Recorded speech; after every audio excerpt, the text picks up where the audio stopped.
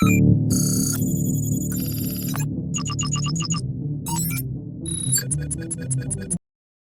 you're watching RT with me, Kevin Owen. We're very pleased to say today that we're joined by the President of the Russian Federation, Vladimir Putin. We're very pleased because this is his first major interview since his inauguration, and he's granted it to us.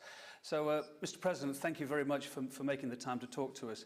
What I want to talk about, first of all, is the ongoing, at the moment, APEC summit. You'll be going there very shortly in Vladivostok. Of course, it's the first time that Russia has held it, a prestigious event. But it always begs the question, what's actually achieved at these events like that, like the G8, like the G20? Now, although APEC is primarily an economic vessel, there's a lot of politics involved as well. And of course, a lot of the key players, including you, including America, a lot of key players disagree on some very key issues. I'm thinking about Syria, I'm thinking about missile defense, thinking about Iran. Is there a danger that the politics may stifle, get in the way of the big economic deals that the very same key players are hoping to sign at this summit, or at least talk about signing? That is true, but in fact, and you've just said it yourself, APEC was originally conceived as a forum for discussing economic issues. And as this year's host country, we also intend to focus on economic and socio-economic challenges. APEC was originally established with the overall objective of liberalizing the global economy, and we intend to make this the key issue on the agenda in Vladivostok. When I invited our counterparts 5 years ago to meet in the Russian Federation, my rationale was to acknowledge the importance of this area for Russia, given that 2/3 of Russia's territory is located in Asia, and yet the bulk of our foreign trade, more than 50%, is with Europe, whereas Asia only accounts for 24%. Meanwhile, Asia is developing rapidly and intensively. You and I know it, and everybody knows it. Therefore, we are planning to focus primarily on economic challenges, transport, global food security, and the task of liberalizing the global economy. It's a well-known fact that the past year has seen a dramatic increase in the number of people affected by starvation, which has grown by 200 million. This means that 1 billion people worldwide are currently suffering from food shortages or famine. I believe this is the kind of issue that will be the focus of attention, along with a number of other challenges that are highly sensitive and significant for millions of people. As far as Syria and other hotspots are concerned, issues that are currently in the limelight, we will certainly address them in our deliberations at the forum, in bilateral discussions or otherwise. They won't be overlooked. Do you think there should be more practical outcomes, though? Is it too much of a talking shop, of events like APEC? You know, I attended the G20 meeting in Mexico just recently. As a rule, such meetings are pre-arranged and pre-discussed by our aides and ministers and high-ranking experts. And still, there are certain issues that eventually come into focus for the heads of state attending. That's how it was in Mexico. I was very interested to follow the discussions and look at conflicting opinions, and I participated in some of those discussions. I think the coming forum will see just as many debates, but it's only through this kind of meticulous hard work, year after year and quarter after quarter, if not day by day, if you excuse my officialese, that we can eventually arrive at acceptable solutions to sensitive issues such as, say, liberalizing trade, because this is an issue that affects millions of people. You know the issues debated within the framework of the World Trade Organization and the coming APEC summit are so immensely important for us, partly because Russia is now a full member of the WTO. We have also established a customs union and a common economic space in the post-Soviet territory, jointly with Belarus and Kazakhstan. Dialogue is very important for us so that we can explain to our partners and help them realize how this kind of association in the post-Soviet area could be beneficial and helpful, especially since the vehicles I've mentioned have been established based on WTO principles. Okay, thanks for explaining that. We're going to come back to APEC a little bit later, if we may. But you touched on another big subject in the headlines, the horrendous events that have been unfolding in Syria over the last 18 months. Now, Russia's position has been steadfast all the way along the line here. You've said there should be no foreign intervention, and it should be the Syrian people who do the deciding, and it should be done through diplomacy. However, that's a great idea, but day in, day out, innocent lives are being lost on both sides. Is it time for something more than talking? Should Russia be reassessing its position maybe now? How come Russia is the only one which is expected to revise its stance? Don't you think our counterparts in negotiations ought to revise theirs as well? Because if we look back at the events in the past few years, we'll see that quite a few of our counterparts' initiatives have not played out the way they were intended to. Take the examples of numerous countries riven by escalating internal conflict. The US and its allies went into Afghanistan, and now they're all thinking about how they can get out of there. If there's anything on the table, it's the issue of assisting them in withdrawing their troops and hardware from Afghanistan through our transit routes. Now, are you sure the situation there will be stable for decades to come? So far, no one can be confident about it. And look at what's going on in Arab countries. There have been notable developments in Egypt, Libya, Tunisia, Yemen, and other places. Would you say that order and prosperity have been totally ensured for these nations? And what's going on in Iraq? In Libya, there are armed clashes still raging among the country's various tribes. I won't even mention the way the country had its regime changed. This is a separate topic. What concerns us, and what I want to emphasize once again, is the current hostilities in Syria. But at the same time, we are just as concerned about the possible consequences of certain decisions, should they be taken. In our opinion, the most important task today is ending the violence. We must urge all the warring parties, including the government and the so-called rebels, the armed opposition, to sit down at the negotiating table and decide on a future that would guarantee security for all stakeholders in Syria. Only then should they get down to any practical measures regarding the country's future governance system. We realize that this country needs a change, but this doesn't mean that change should come with bloodshed. Okay, well, given the facts regarding Syria that you see on the table now, what is the next step there? What do you realistically think is going to happen next?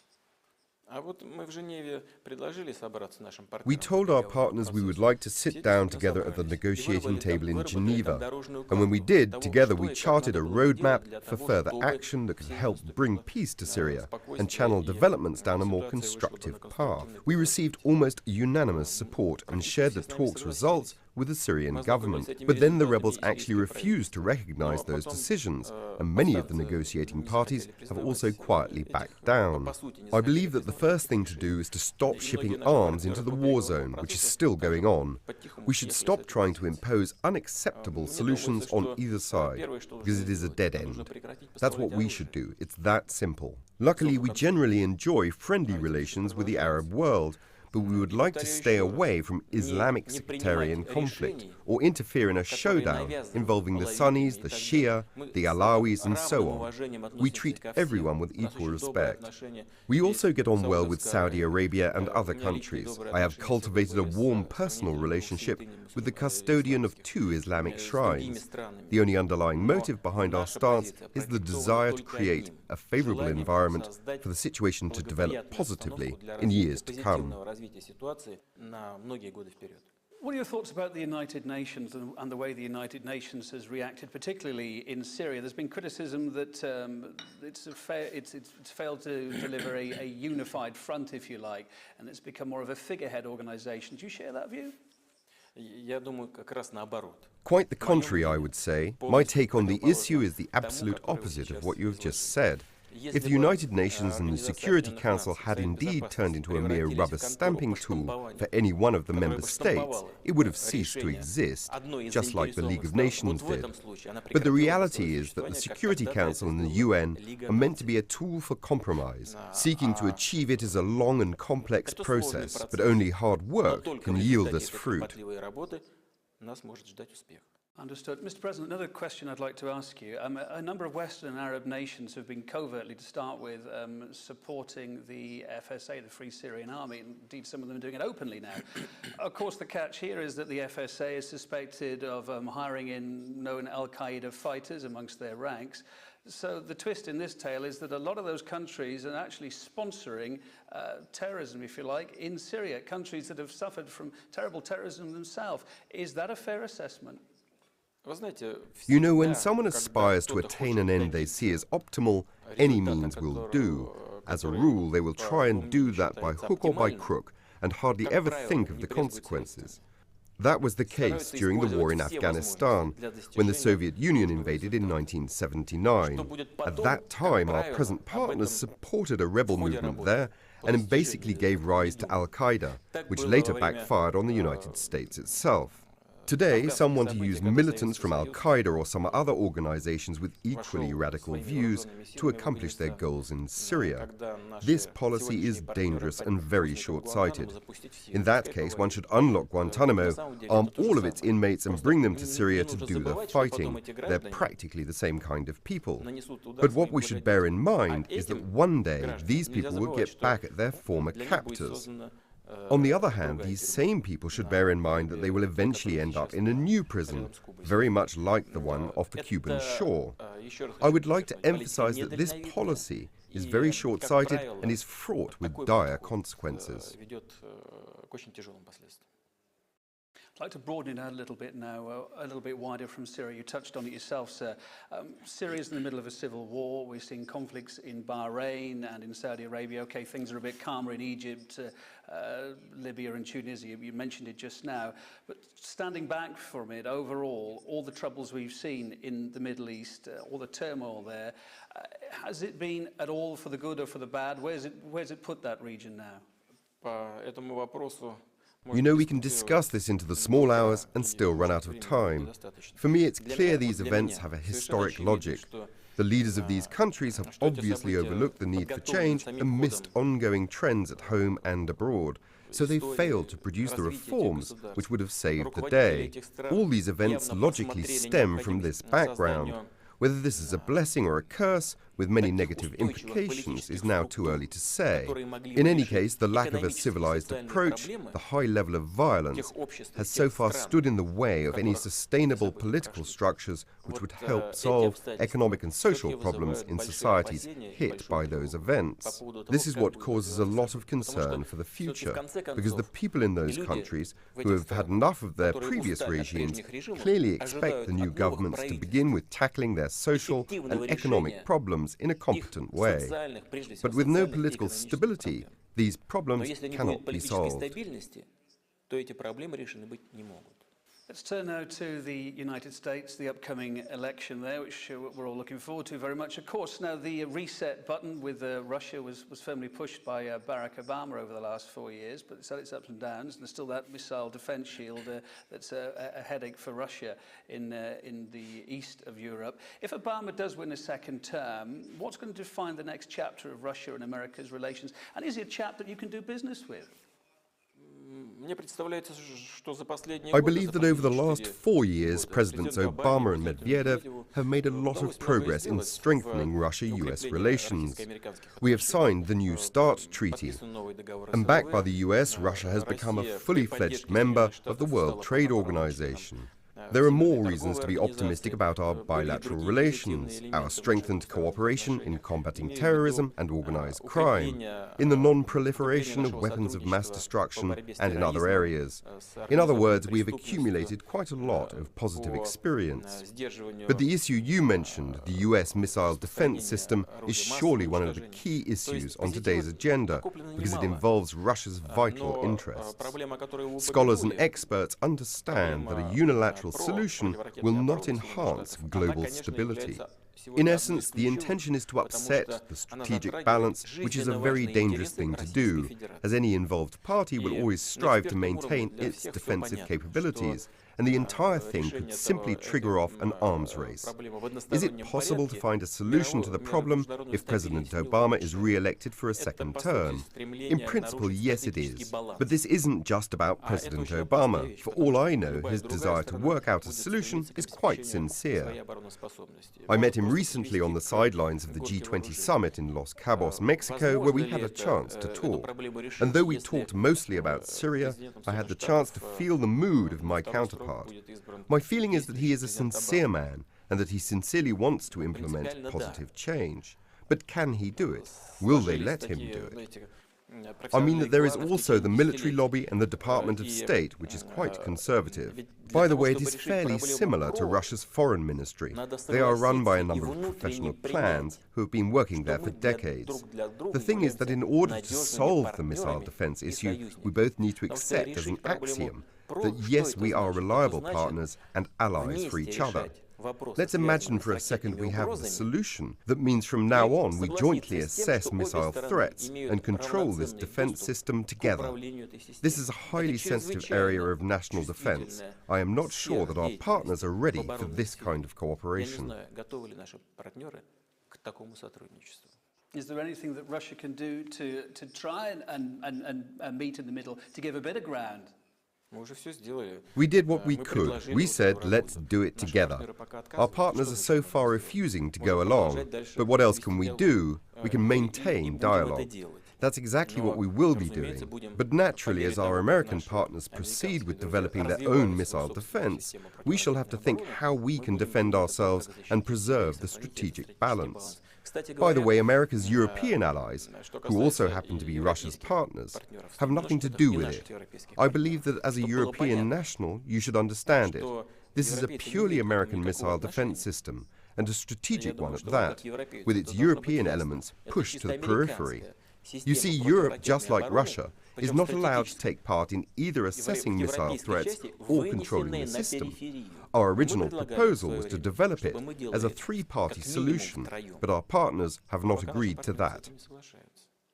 Okay, so we think you can work with Barack Obama if he gets in. What about if Mitt Romney gets in? I've got some quotes here from just a month or two ago. This is the man that, if he makes it to the White House, said, Russia is without question our #1 geopolitical foe. They fight every cause for the world's worst actors. He went on to say, Russia is not a friendly character on the world stage. Could you work with him, sir? Yes, we can. We'll work with whichever president is elected by the American people. But our effort will only be as efficient as our partners allow it to be. As for Mr. Romney's position, we understand that this is to a certain extent motivated by election campaign rhetoric. But I also think that he was obviously wrong, because such behavior in the international arena is the same as using nationalism and segregation as tools of US domestic policy. Its effect in the international arena is the same. When a politician, a person who aspires to lead a nation, especially a great country like the US, declares someone to be enemy a priori. And by the way, this brings something else to mind.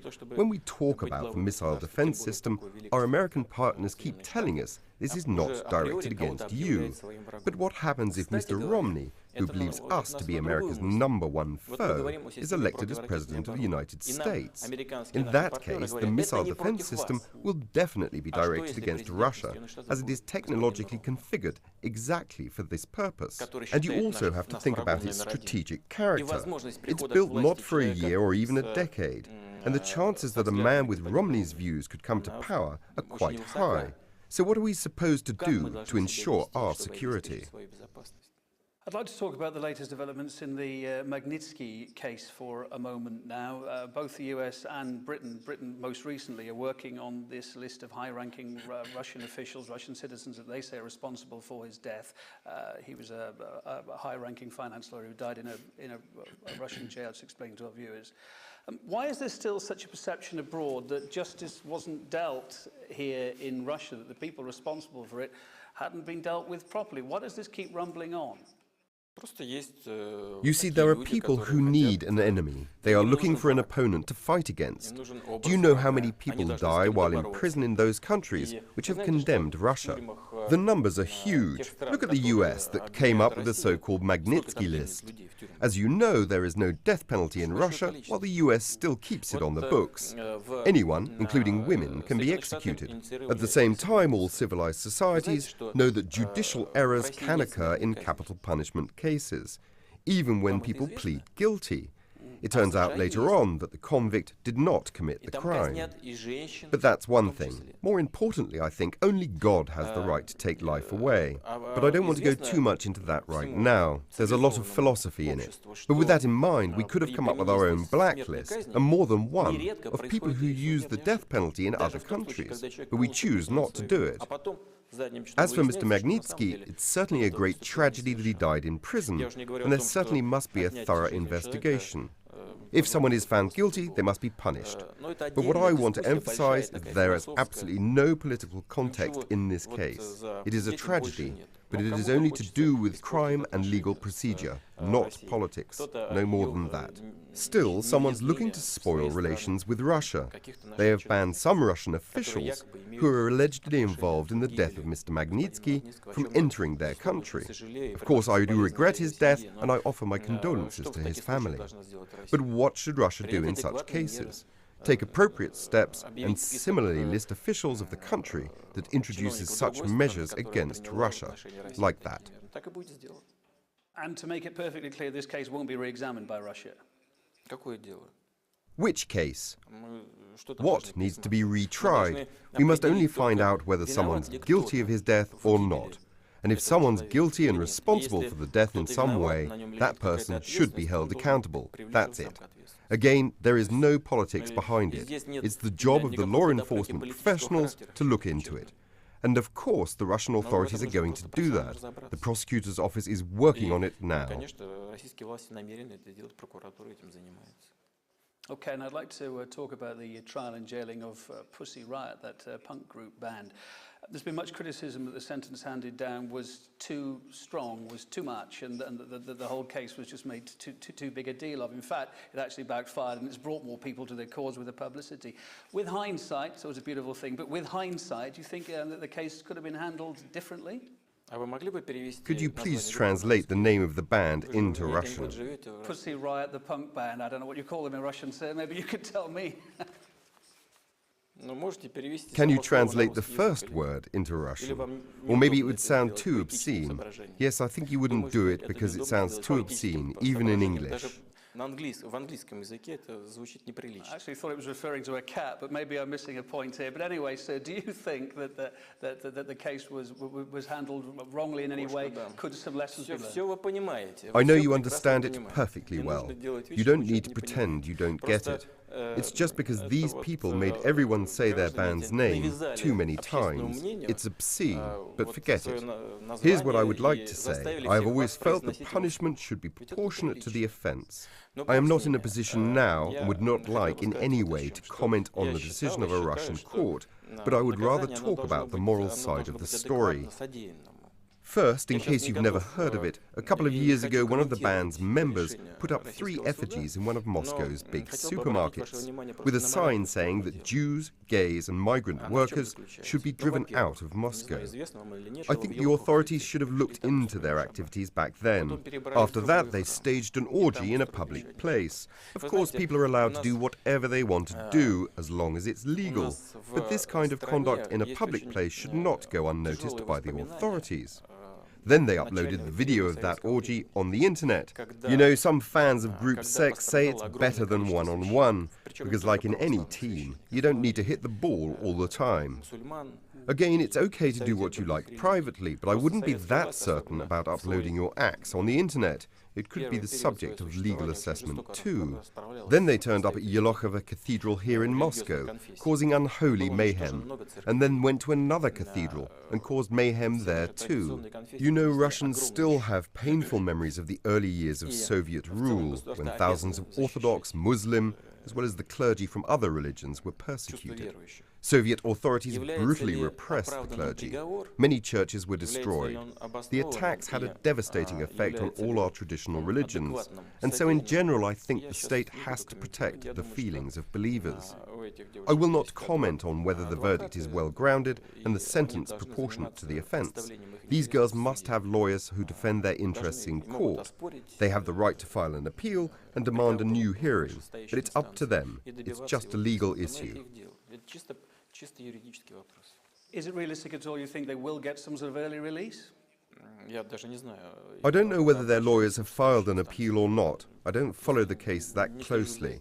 If they appeal, a higher court is empowered to take any decision. To be honest, I try to stay as far away from the case as possible. I know the details, but I do not want to get into it. There's concern here and abroad that Russia's been suffering a clampdown on the opposition since you returned as president. There's tighter defamation law, upping the fines for defamation, internet censorship laws brought in to protect children, all these introduced under your watch. What's the balance between a healthy opposition, you think, and maintaining law and order? What is your view? So is it true then that other countries don't have laws that ban child pornography, including online? Indeed they do. So they do. Well, we didn't until recently, and if we began to protect our society and our children from these offences... Maybe it was the timing of the introduction. It may have seemed a bit heavy-handed as you came back to power again. You know, I try not to think about it. I just do what I think is right for this country and for its people. And that's how I will work in the future. Of course, I am aware of how my conduct resonates globally, but this cannot dictate my policies. Any steps that we take are in the interests of the Russian people, and our children need this kind of protection. No one is going to use this as a tool to restrict the internet or online freedoms, but we have the right to protect our children. You might also recall the mass riots that shocked the UK a year ago. A lot of people were injured and a lot of property was damaged.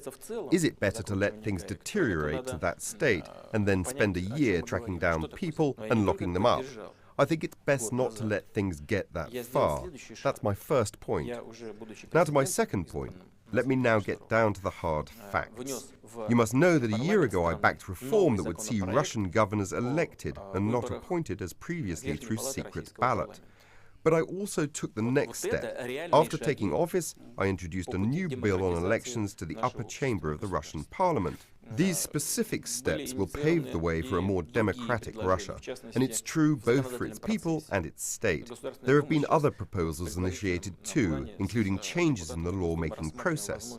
The State Duma is now considering using public initiatives on major national issues submitted via the internet as a source of new legislation. If a draft bill is supported by 100,000 web votes, it will then be discussed in the State Duma. Right now we are looking into how to put this idea into practice. There are other major proposals as well. We seek to make our society more advanced and more democratic, and we intend to be consistent in following this path. We started off our talk by talking about the forthcoming APEC summit, which you're off to very shortly. And when you're there, I gather you'll be meeting the Chinese President Hu Jintao. You won't be meeting Barack Obama because he's not there. Hillary Clinton will be, he's not there. Is that a sign of how he regards APEC? It may just be busy, but is it a sign that how he regards it? And is it also a sign that maybe China is increasingly becoming a bigger geopolitical and commercial partner for you? China is indeed becoming a global economic and political hub. This is part of a global trend, with new centers emerging on the political and economic landscape. This is an obvious fact for everyone. The question is the pace of change. China has taken up this new leading role, not only in Russia's eyes, but also in the eyes of the whole world. What makes us rather special, however, is that Russia and China are neighbors, and our special relations took thousands of years to evolve to where they are now. We have been through times of sunshine, which were very beneficial for both countries. We have also been through periods of gloom and conflict. At the moment, Russia-China relations are at an unprecedented high, and we share mutual trust both politically and economically. Over the coming years, we are bound to achieve a $100 billion turnover rate. To put this in perspective, currently Europe makes up 51% of Russia's foreign trade, which amounts to over $200 billion. That will be a serious push forward. Our American partners told us long ago that Barack Obama would not attend the summit. The reason is the election race in the US, and we think it's okay. The US will still be represented at a high level. So yes, we've known for several months now, and we fully understand the reasons. Anyway, this will be a great summit, with top officials coming from 20 countries, heads of state and heads of government. Of course, it's a pity the US president cannot come at this time, but nothing can be done about it. I think if he really had the opportunity, he would not miss it, because it's a good event for the US to talk not only with us, but also with other Asia-Pacific partners. Anyway, I met Barack Obama earlier in Mexico, as I said. and had a chance to discuss our bilateral ties and exchange opinions on the major global issues. So we do continue our dialogue. Domestically, again, I'd like to talk now about corruption. It's a word that comes up time and time again here in Russia. You've talked about it before, but most notably, the previous president was really putting it top of his list of things to sort out. However, when Dmitry Medvedev left office as president, he reported only modest success at tackling it. How serious a problem do you think corruption is in Russia in 2012, and what are you going to do about it? Corruption is a problem for any country, and you'll find it everywhere, be it in Europe or the United States. They have legalized many things. Let's take the private corporate lobby. What is it? Is it corruption or not? It's legalized, and so formally it's okay, within the law. But that depends on how you look at it. Therefore, I will repeat that this problem is an issue for many countries. More important is the level and scope of corruption. In our case, it's quite high. But this is typical of transition economies. The reason is that while new economic models are evolving, many things are not yet adjusted or aligned, and the state is not always in control. There are also value issues, especially when we move from a socialist mindset and planned economy values to eternal values. This is a complicated process, especially if the new market facilitates rapid wealth acquisition for some particular circles or groups of people.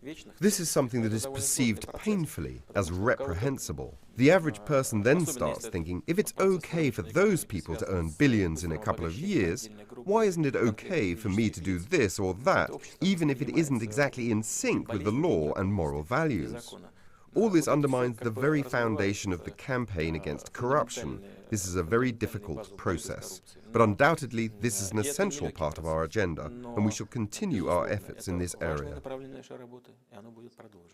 There are a big list of causes there that you cited. Where do you begin to go about tackling it then? When is there some sort of sea change? When are you hoping for some, when it's going to get better, if you like? What we need to start with is to make our entire society detest the very notion of corruption. Corruption is a two-way process, with two sides to it, the bribe giver and the bribe taker. And it often happens that the bribe givers are more active than the bribe takers. Therefore, it is a matter of supporting moral values. It is also a matter of making our law enforcement agencies more efficient and developing a legal framework that minimizes opportunities for corruption. This is a multi-dimensional task, very sensitive and difficult, and we shall work on every aspect of it. Well, one of the practical ways that you're going about it is this new draft law to prevent government officials from having bank accounts and property abroad. I don't know what you think about that law, but it does beg the question, isn't it possible for somebody to use somebody else's bank account? How are you going to enforce it? Of course you could. This bill has not been passed yet. It's being reviewed by the State Duma. This naturally implies certain limitations for officials, because current legislation allows any Russian citizen to have a foreign bank account or property. Yet limitations may be introduced for some officials, especially at a high level. I don't see anything extraordinary about this, especially in view of today's realities. But the State Duma will have to present the rationale for their proposal and develop it into a detailed draft law. Overall, I believe this law has value and would assist the fight against corruption to a certain extent. Of course it will, because those people who are willing to commit themselves to serving their country and their people should be willing to agree to such terms. That if they want to have a bank account, it'll have to be a Russian bank account, or a Russian branch of a bank. Why not? Many overseas banks have branches in Russia. One can keep their accounts here. Why go to Austria or the United States to open an account? If you connect your fate to this country, be so kind as to make public your interests here, including financial interests. Do not hide your money anywhere. While we've got you with us, I'd like to get your thoughts on the ongoing Julian Assange case in Britain. I'm sure you've been watching it, his legal battle with Britain and with a number of other countries as well, but equally his attempts to get asylum in Ecuador, which he's now got. He's held up in the Ecuadorian embassy. What's your opinion, though, about Britain's stance? At one point it was talking about revoking the embassy's diplomatic immunities, they could actually go in and get him. That kind of sounds a bit odd when, of course, you think as well that Russia has a number of suspects that Russia wants to talk to in Britain. It's a kind of topsy-turvy situation, isn't it? But they're given safe harbour in Britain. This certainly is an unsettling factor in our relations with the UK. I used to tell my previous counterparts and friends in the British government, not those holding office at the moment, that Britain happens to be harbouring certain individuals who have blood on their hands, having waged a real war on Russian territory and slaughtered people. I told them just imagine what it would be like if Russia were to harbour militants from, say, the Irish Republican Army. Not those negotiating and pursuing a compromise with the government these days, those are perfectly sane and sensible people, but those with a radical agenda. You know what I was told in response? But that's exactly what the Soviet Union used to do, aiding people like that. First of all, I'm a former Soviet Secret Service operative myself. I don't know whether the USSR used to aid this sort of people or not, simply because I never had anything to do with it. But even if we assume it did, that was back in the Cold War era. There has been a cardinal change in the settings. The Soviet Union is history, and what we have today is a new Russia. How can we allow ourselves to be dominated by our old phobias and outdated perceptions of international relations and the kind of relations between our nations? It's time to let them go. We are constantly lectured about how independent Britain's judiciary is. It makes its own decisions, and no one can influence it. But what about Julian Assange? They have ruled him to be extradited. What is that if it's not a self-evident example of a double standard? I won't make a definitive statement, but as far as I know, Ecuador has requested guarantees from the Swedish government that Sweden wouldn't hand Assange over to the United States. No guarantees have been forthcoming. At the very least, this suggests that we are looking at a politically motivated trial. Okay, we'll be following the developments there. And we talked about some of the problems that Russia faces. One of the long-term problems that Russia's been facing is the drugs trade, the import of drugs from Afghanistan. It's increased many-fold since NATO went in there over a decade ago. NATO troops are due out in 2014. What then? Does Russia have any hope that you can curb this huge drugs problem? So far, it's not being solved. We are constantly engaged in dialogue with our partners, including those nations who have troops deployed in Afghanistan. Yet the situation has not improved. Instead, it's deteriorated. The amount of drugs produced in Afghanistan has increased by 60% in the past year. By the way, I'm not sure about the exact figures, but some 90% of heroin peddled in the UK comes from Afghanistan. This is a common challenge and a common threat for us all. For Russia, this is a very serious threat to our national security that cannot be overstated. More than 20% of the overall drug traffic coming from Afghanistan is marketed inside Russia. That equates to 70 tons of heroin and roughly 56 tons of crude opium as of last year, which is an immense amount, and it definitely qualifies as a threat to our national security. Can you explain to our viewers what the correlation was? Why did this problem increase while NATO troops were there? Was there any connection? Why was that happening? There is an apparent link. I won't bring up any criminal schemes right now, but none of the nations who are currently committing their troops to Afghanistan want to make matters worse for themselves by combating drugs in Afghanistan, because drugs are Afghanistan's way of making a living. 9% of that country's GDP comes from drug trafficking. If you want to replace this 9%, you'll have to pay, but no one wants to. And you cannot get anywhere with mere statements about how you are planning to make up for those drug revenues with other kinds of income. Talk is not enough.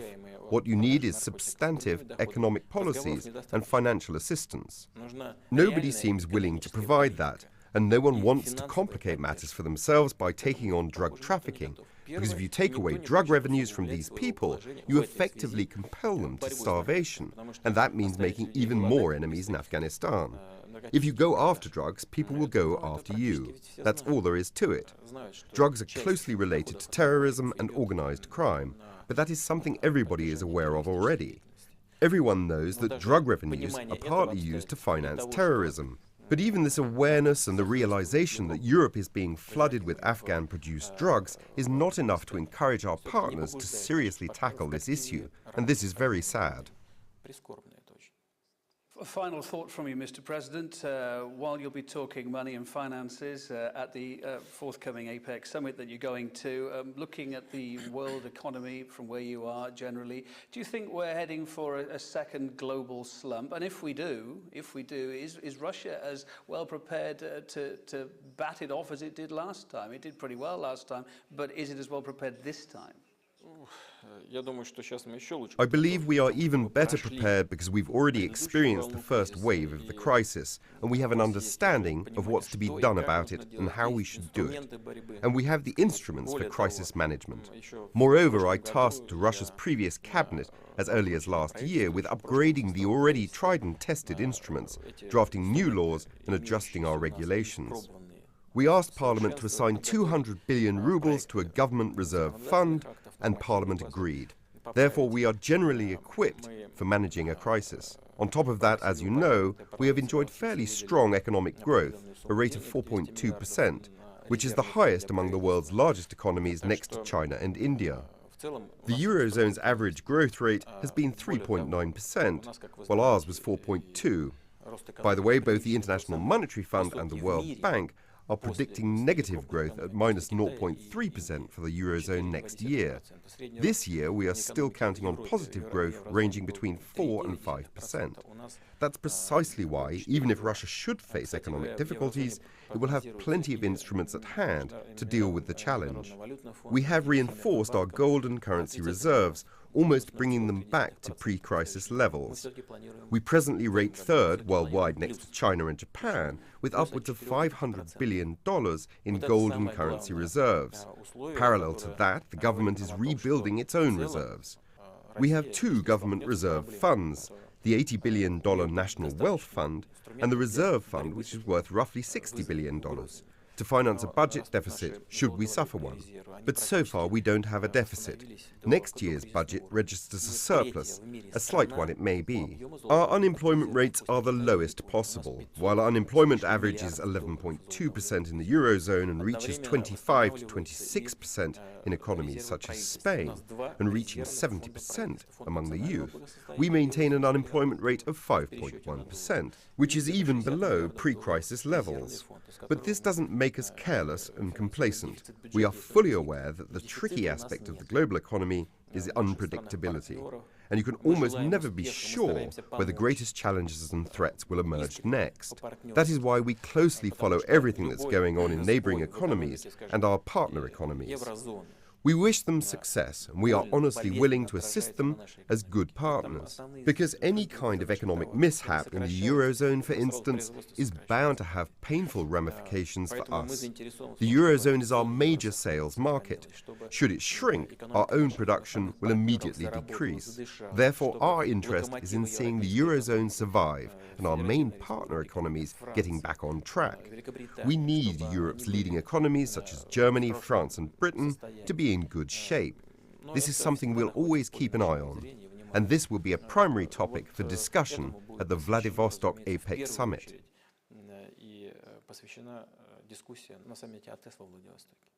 Well, we wish you all the very best. As President Vladimir Putin, thank you for talking to RT. Thank you very much.